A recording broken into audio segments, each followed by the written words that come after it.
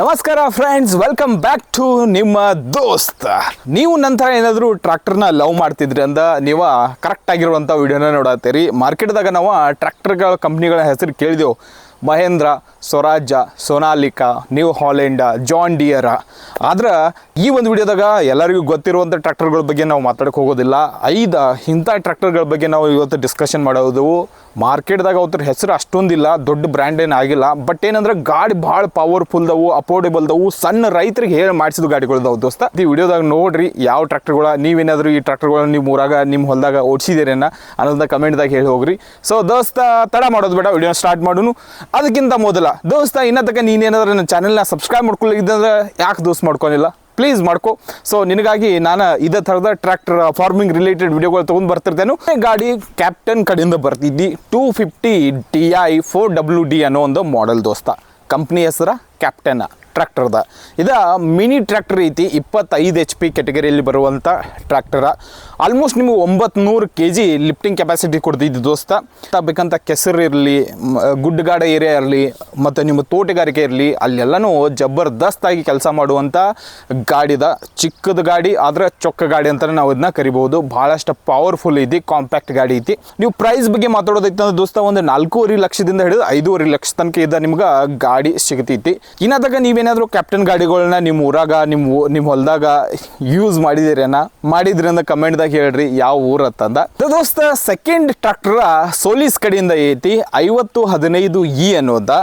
ಇದು Japanese technology made in India ಅನ್ನೋ ಒಂದು ಟ್ಯಾಗ್ನ ತೊಗೊಂಡು ಬಂದಿದ್ದಿ ಈ ಗಾಡಿ. ಆಲ್ಮೋಸ್ಟ್ 50 HP ಕ್ಯಾಟಗರಿಯಲ್ಲಿ ಬರುವಂಥ ಗಾಡಿದ. 2000 kg ಲಿಫ್ಟಿಂಗ್ ಕೆಪಾಸಿಟಿ ಕೊಡ್ತೈತಿ. ಗಾಡಿ ಭಾಳ ಸ್ಮೂತ್ ಐತಿ. ಏನೇ ಕೆಲಸ ಮಾಡ್ಬೋದು ನೀವು ಹೊಲದಾಗ, ರೋಡ್ ಮ್ಯಾಗ, ಎಲ್ಲ ಕಡೆ ಜಬರ್ದಸ್ತಾಗಿ ನಡಿತೈತಿ. ಇವಾಗ ಅಲ್ಲಿಗೋ ಇಲ್ಲಿಗೋ ಒಂದೊಂದು ಟ್ರ್ಯಾಕ್ಟರ್ಗಳ ನಮ್ಮ ಸೈಡ ರೋಡ್ ಮ್ಯಾಗ ಕಾಣಿಸತ್ತವು.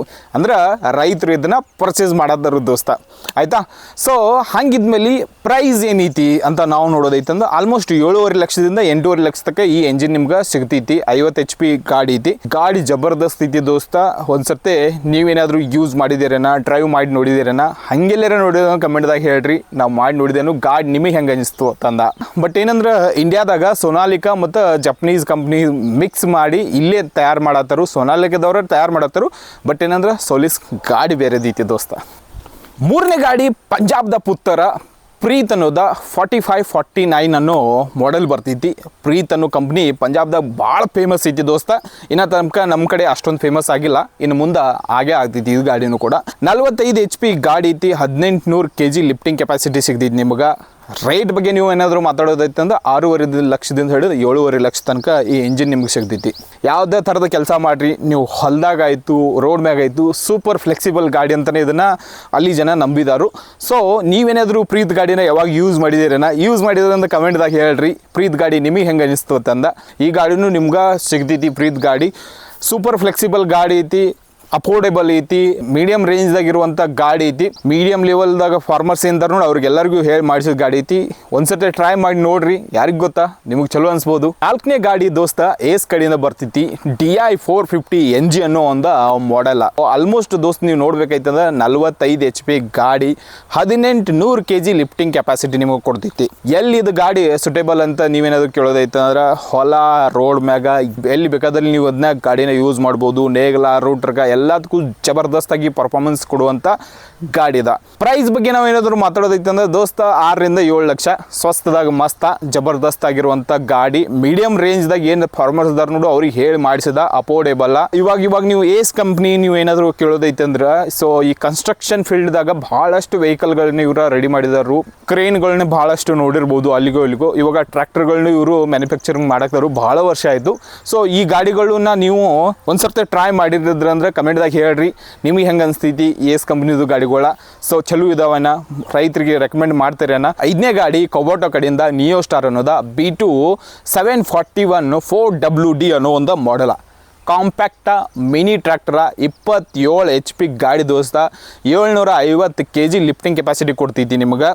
ಮತ್ತು ಸಣ್ಣ ಗಾಡಿ, ಕಾಂಪ್ಯಾಕ್ಟ್ ಗಾಡಿ, ಜಬರ್ದಸ್ತ್ ಆಗಿರೋಂಥ ಪವರ್ ಪ್ರೊಡ್ಯೂಸ್ ಮಾಡುವಂಥ ಗಾಡಿ. ಈ ಗಾಡಿನ ಸಣ್ಣ ಕೊಬೋಟೋದಾಗ ನೀವು ಎಲ್ಲರೂ ಯೂಸ್ ಮಾಡಿದ್ರಿಂದ ನಿಮ್ಮ ಅನಿಸಿಕೆನ ತಿಳಿಸ್ರಿ. ಸೊ ನಾವು ಇನ್ನು ರೇಟ್ ಬಗ್ಗೆ ಮಾತಾಡೋದೈತಂದ್ರೆ ದೋಸ್ತ, ಇದು 5.5ರಿಂದ 6.5 ಲಕ್ಷ ತನಕ ನಿಮ್ಗೆ ಎಂಜಿನ್ ಸಿಗ್ತೈತಿ.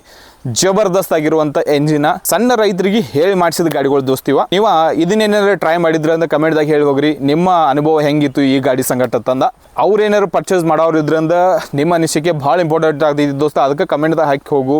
ಕೊಬಟದ ನಿಯೋ ಸ್ಟಾರ ರೈತರಿಗೆ ನೀನು ರೆಕಮೆಂಡ್ ಮಾಡ್ತೀಯಾ ಅಥವಾ ಇಲ್ಲ ಅನ್ನೋದ. ಓಕೆ ದೋಸ್ತ, ಇವಷ್ಟಿದ್ದು ಮಾರ್ಕೆಟ್ದಾಗಿರುವಂಥ ಹಿಡನ್ ಜಮ್ಸ್ ಅಂತ ನಾವು ಇದನ್ನ ಕರಿತೇವೆ ಈ ಟ್ರಾಕ್ಟರ್ಗಳನ್ನ. ಈ ಟ್ರಾಕ್ಟರ್ಗಳಲ್ಲಿ ನೀವು ಯಾವ ಟ್ರಾಕ್ಟರ್ಗಳನ್ನ ಇನ್ನಸ್ತಕ್ಕ ಯೂಸ್ ಮಾಡಿದ್ದೀರಿ, ಓಡಿಸಿ ನೋಡಿದ್ದೀರಿ, ಹೊಲದಾಗ ಯೂಸ್ ಮಾಡಿದ್ ನೋಡಿದ್ದೀರಿ ಅನ್ನೋದು ಕಮೆಂಟ್ದಾಗ ನಮಗೆ ಹೇಳಿ ಹೋಗ್ರಿ. ಟ್ರಾಕ್ಟರ್ ನೀನೇನಾದ್ರೂ ಲವ್ ಮಾಡ್ತಿದ್ದೆ ಅಂದ್ರೆ ಚಾನಲ್ನ ಡೆಫಿನೆಟ್ಲಿ ಸಬ್ಸ್ಕ್ರೈಬ್ ಮಾಡ್ಕೋ. ಯಾಕಂದ್ರೆ ಟ್ರಾಕ್ಟರ್ ಬಗ್ಗೆ, ಫಾರ್ಮಿಂಗ್ ಬಗ್ಗೆ, ರೈತರ ಬಗ್ಗೆ ಎಲ್ಲದ್ರ ಬಗ್ಗೆ ವಿಡಿಯೋಗಳನ್ನ ನಾ ತೊಗೊಂಡು ಬರ್ತಿರ್ತೇನೆ ದೋಸ್ತ. ಸೊ ಮತ್ತೆ ತಡ ಮಾಡಾಕ್ತಿ, ಸಬ್ಸ್ಕ್ರೈಬ್ ಮಾಡ್ಕೋ.